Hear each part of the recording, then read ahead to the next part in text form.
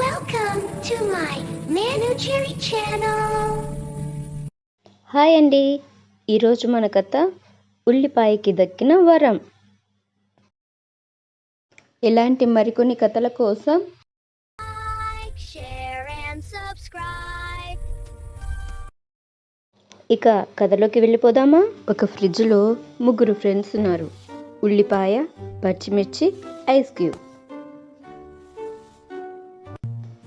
ముగ్గురు కూడా ఒకరోజు ఫ్రిడ్జ్లో నుంచి బయటికి వచ్చి అలా వాకింగ్కి వెళ్ళారు. అలా వెళ్తూ ఉండగా ఎండ చాలా ఎక్కువగా ఉంది.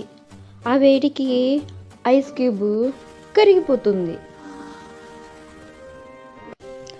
అలా ఐస్ క్యూబ్ కరిగిపోవడం చూసి ఉల్లిపాయ, పచ్చిమిర్చి ఇద్దరు కూడా ఏడుస్తూ అలా నడుస్తూ వెళ్తూ ఉంటారు. అలా వెళ్తూ ఉండగా అక్కడ వాటికి ఒక స్విమ్మింగ్ పూల్ కనపడుతుంది. అప్పుడు ఉల్లిపాయ, పచ్చిమిర్చి ఇద్దరు బాగా స్విమ్మింగ్ చేసి స్నానం చేసి బయటికి వస్తారు. అప్పుడే స్నానం చేసి నీట్గా నిగనిగలాడుతున్న పచ్చిమిర్చిని ఒక బజ్జీ కొట్టువాడు తీసుకువెళ్ళి మిర్చి బజ్జీ వేసేస్తాడు. అప్పుడు ఉల్లిపాయ ఉన్న ఒక్క ఫ్రెండ్ కూడా లేకపోయేసరికి ఏడుస్తూ కూర్చుంది.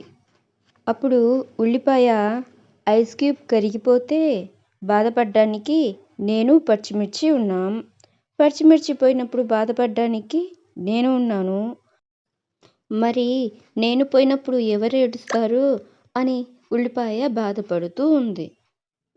అలా బాధపడుతూ ఉండగా అక్కడ గాడ్ ప్రత్యక్షమవుతాడు. ఉల్లిపాయ, బాధపడకు, నీకు నేను ఒక వరం ఇస్తాను. అదేమిటంటే నిన్ను ఎవరైతే కట్ చేస్తారో వాళ్ళే తిరిగి ఏడుస్తారు అని వరం ఇచ్చాడు. అందుకే మనం ఉల్లిపాయని కట్ చేసేటప్పుడు ఏడుస్తూ కట్ చేస్తాం. కథ అయిపోయింది. ఈ వీడియో మీకు నచ్చితే లైక్ చేయండి, షేర్ చేయండి, తప్పకుండా సబ్స్క్రైబ్ చేయండి. Thank you for watching.